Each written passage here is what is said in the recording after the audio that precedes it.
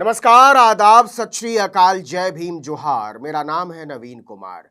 लगता है रामदेव एक बार फिर वो दिन भूल गए जबकि उनका चेला दर्द से तड़प रहा था, बाप बाप चिल्ला रहा था। उसने बचने की उम्मीद छोड़ दी थी। हालत इतनी गंभीर थी कि आटा सत्तू तेल के थोक एवं खुदरा विक्रेता रामदेव ने अपने हाथ खड़े कर दिए थे। तब वो अपने चेले को पतंजलि ले जाने की बजाय एम्स लेकर भागे थे। वो डॉक्टरों के आगे हाथ पैर जोड़ रहे थे, उनके आगे गिड़गिड़ा रहे थे, अपने चेले की जान बचा लेने की भीख मांग रहे थे। डॉक्टरों ने उसे बचाने में मेडिकल साइंस के सारे उपकरणों का इस्तेमाल कर डाला था और अथक मेहनत के बाद उसे बचा भी लिया था। उस चेले का नाम था बालकृष्ण। लेकिन आदत से मजबूर डॉक्टरों से रामदेव की बदतमीजियों की जीभ एक बार फिर से लपलपाने लगी है। अल्ल बल्ल सल्ल कुछ भी बके जा रहे हैं। WHO का नाम लेकर अपनी फर्जी बूटी बेचने के लिए सरेआम झूठ बोलने वाले रामदेव को एक बार फिर से एलोपैथ जुगाड़ लगने लगी है। कोई और देश होता तो इतनी बड़ी जालसाजी के जुर्म में जेल में पड़े होते, लेकिन यहां वो खुलेआम मेडिकल साइंस को गालियां देते फिर रहे हैं। आटा सत्तू तेल के थोक एवं खुदरा विक्रेता रामदेव एक बार फिर से मेडिकल साइंस पर जहर उगल रहे हैं। उनका कहना है एलोपैथी वाले जुगाड़ करते हैं। कितनी हंसी आती है रामदेव के ऐसे बचकाने बयानों पर। लेकिन ऐसे बचकाने बयान रामदेव पहले भी दे चुके हैं और बुरी तरह घिर चुके हैं। इस बारे में तो आपको बताएंगे ही, लेकिन इससे पहले आपको बता देते हैं कि इस बार रामदेव क्या बोल गए। मंच था पशु चिकित्सा एवं आयुर्वेद संगोष्ठी का। अब ये मत पूछ लीजिएगा कि आटा सत्तू तेल के थोक एवं खुदरा विक्रेता रामदेव ने घोड़ों, बैलों, गधों, खच्चरों के इलाज के लिए क्या किया, क्या रिसर्च है उनका। किया तो उन्होंने इंसानों के इलाज के लिए भी कुछ नहीं। और ये हम नहीं कह रहे हैं, वो खुद ही दांत निपोड़ते हुए गर्व से बोलते हैं कि हम बिना डिग्री के डॉक्टर हैं। 20 साल तक पढ़ाई करने वाले डॉक्टर तो टर टर टर टर यानी फालतू होते हैं। उन्होंने अंतर्राष्ट्रीय पशु चिकित्सा एवं आयुर्वेद संगोष्ठी के मंच पर एक बार फिर आयुर्वेद को एलोपैथी से बेहतर बताते हुए कहा कि एलोपैथी के दिन अब लगने वाले हैं।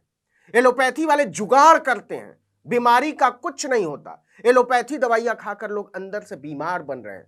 जो आदमी अपने चेले के लिए एम्स के डॉक्टरों के सामने गिड़गिड़ा रहा था, हाथ जोड़ रहा था, वो एलोपैथी को गुलामी की विरासत बता रहा है और पूरी बेशर्मी से कह रहा है कि इस विरासत को मिटा देना है।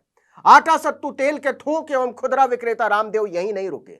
उन्होंने आगे कहा, जिस तरह मल्टीनेशनल कंपनियों को शीर्षासन कराया था, वैसे ही एलोपैथी को धरती में गाड़ने का हमने संकल्प किया। अरे जाइए।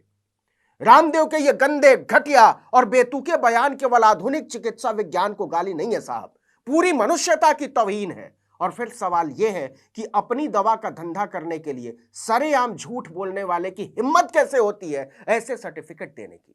रामदेव के ऐसे बयानों पर हैरानी नहीं होती बल्कि हंसी आती है।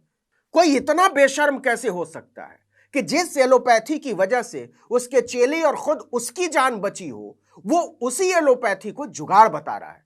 जो आदमी कोरोना के इलाज के नाम पर झूठ बोलकर दवा बेचता है, वो दावा करता है कि आयुर्वेद और गौमूत्र से हमने ब्लड कैंसर, ब्रेस्ट कैंसर और दूसरे कैंसर के मरीजों को ठीक किया है।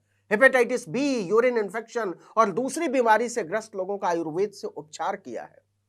कोई जरा आटा सत्तू तेल के थोक एवं खुदरा विक्रेता से पूछे कि जब चेले बालकृष्ण की अचानक तबीयत बिगड़ गई थी तो उसे पतंजलि ले जाने की बजाय बगल में बने अस्पताल क्यों ले गए थे।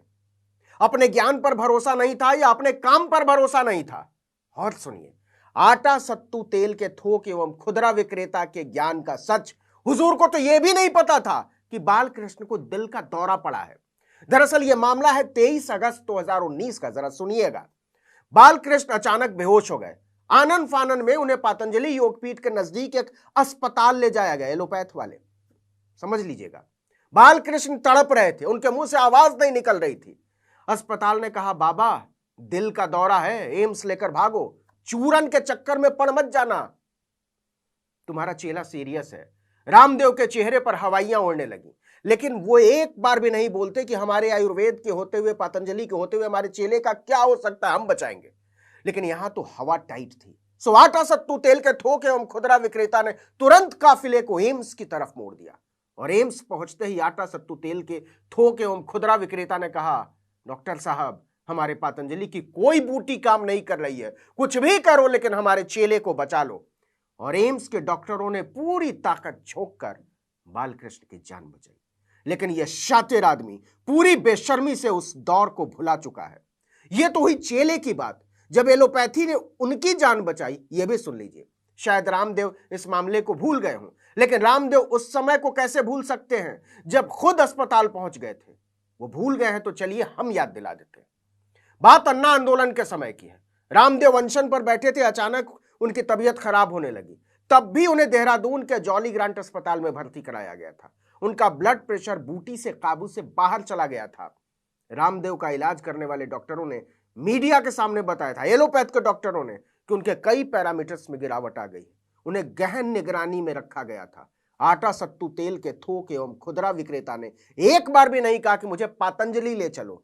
मजे से इलाज कराते रहे, क्योंकि अपनी जान पर बनाई थी।